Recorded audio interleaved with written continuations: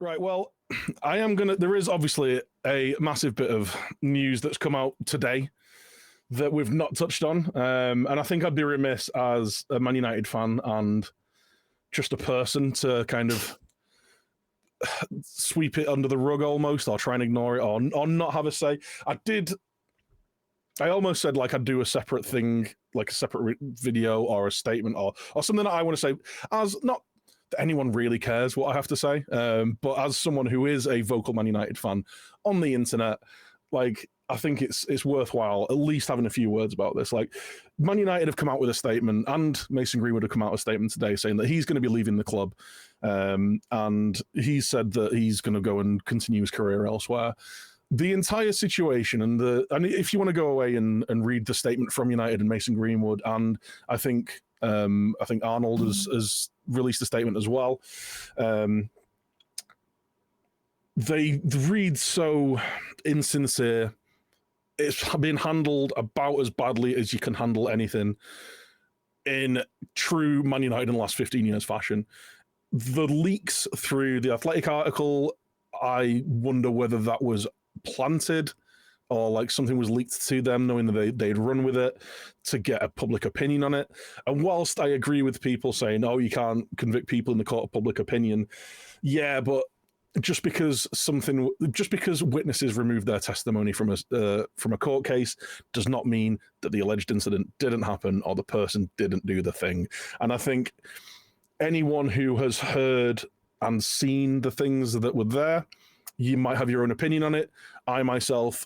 My opinion on it is not going to be swayed by a wishy-washy statement from a club that is basically just trying to sweep some stuff under the rug and try and make everything go away. I think it's gutless. I think it's spineless. The only thing that has come out of it that is positive in my eyes is the fact that this guy is not going to be at the club that I support, because I would genuinely have struggled to support that football club had he ever pulled a shirt on again.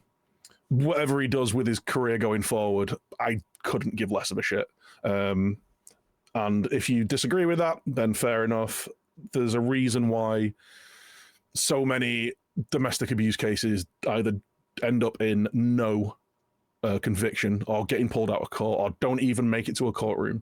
So I'm not going to sit here and re-say a load of statistics and things that we all know, unless you're just being blind to the fucking obvious.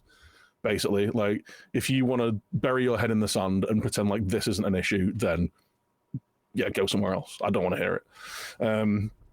So yeah, like I said, the only upside to this is this bloke isn't going to be at the club anymore. It's been handled as badly as you possibly could handle it. I'm disappointed by not only the club in seemingly wanting to bring him back, but the manager seemingly being okay with it.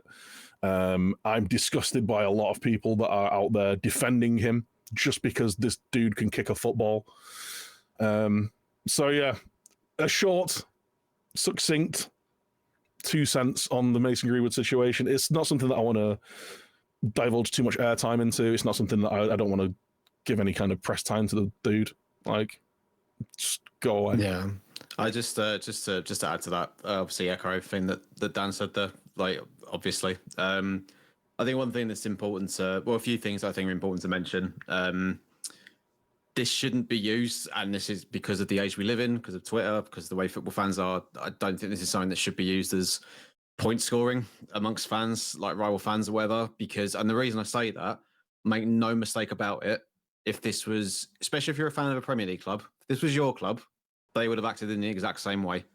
I think, like Dan said, Man United have handled this terribly, but this is coming from someone who, for the first two games this season, has been wearing the captain's armband for my club, was filmed kicking a cat, and basically done for animal abuse, which I obviously find abhorrent, and it's something that I still sort of struggle with, the fact that dude still plays in my team. Obviously not comparing the situations, but make no mistake about it. The issue is Manchester United don't see him as a person; they see him as an asset, and that's why they acted in the way they did. So, like I said, if you support a Premier League club, like any Premier League club really, because there's money involved, your club probably would have done the same thing. So I think point scoring on this one is kind of pointless and just not the point, really, the whole thing that's come from this. So I think, like Dan said, positive is he's not playing for that club anymore. Personally, never want to see him play in England ever again. Guess we'll see. But like Dan said, couldn't care less what he does for the rest of his career, really. So hopefully it's something we don't have to hear that guy's name mentioned ever again. And obviously full thoughts and everything, and good wishes with the I guess we have to say it right, alleged victim. So yeah. Yeah. And obviously as well, if any of you have been affected or are affected by any kinds of domestic abuse or anything like that, do reach out, do talk. I know it's disconcerting when news like this breaks out, because it kind of, I can totally see why you'd think, what's the point?